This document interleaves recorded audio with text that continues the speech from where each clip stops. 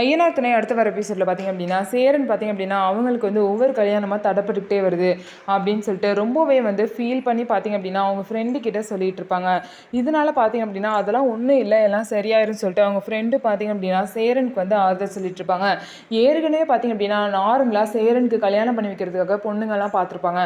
அந்த கல்யாணமும் எப்படியோ தடைப்பட்டுரும். இன்னொரு சைடு இப்போ கடைசியாக பார்த்திங்க அப்படின்னா விவாகரத்தான பொண்ணாக இருந்தாலும் பரவாயில்ல, நான் பாண்டியனுக்காக பண்ணிக்கிறேன், பாண்டியனுக்கு கல்யாணம் ஆகணும்னு சொல்லிட்டு சேரன் வந்து அவசர அவசரமாக கல்யாணம் பண்ண போவார். ஆனால் அந்த பொண்ணு பார்த்திங்க அப்படின்னா அவங்க பழைய ஹஸ்பண்டே வந்து பார்த்திங்க அப்படின்னா சம்மதம், எனக்கு அவரு கூட வாழ சம்மதம்னு சொன்னனால நடக்க வேண்டிய நிச்சயம் நின்றுச்சு. இதனால ஃபேமிலி ரொம்ப சோகத்தில் இருக்குது. இந்த கஷ்டத்தில் பார்த்திங்கன்னா சேரன் அவங்க ஃப்ரெண்டு கிட்ட ஷேர் பண்ணும்போது அவங்க ஃப்ரெண்டு அவங்க தங்கச்சியான சந்தாவை யோசிச்சு, நான் ஒரு விஷயம் கேட்குறேன், தப்பாக எடுத்துக்காத, நீ வேணா என் தங்கச்சியை கல்யாணம் பண்ணிக்கோ, கல்யாணம் பண்ணால் எனக்கு ரொம்ப சந்தோஷமாக இருக்குன்னு சொல்கிறாங்க.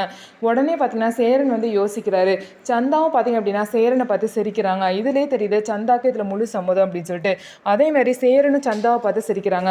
ஸோ எல்லாரும் எதிர்பார்த்த மாதிரி இவங்க 2 பேருக்கு தான் கல்யாணம் நடக்க போகுது. ஸோ இவங்க 2 பேருக்கும் நல்லபடியாக கல்யாணம் முடியுமா அப்படின்னு சொல்லிட்டு வெயிட் பண்ணி பார்க்கலாம். நம்ம வீடியோ உங்களுக்கு பிடிச்சிருந்தா நம்ம வீடியோவை லைக் பண்ணிக்கோங்க. மறக்காமல் நம்மளோட சேனலை சப்ஸ்கிரைப் பண்ணிவிட்டு பாருங்கள்.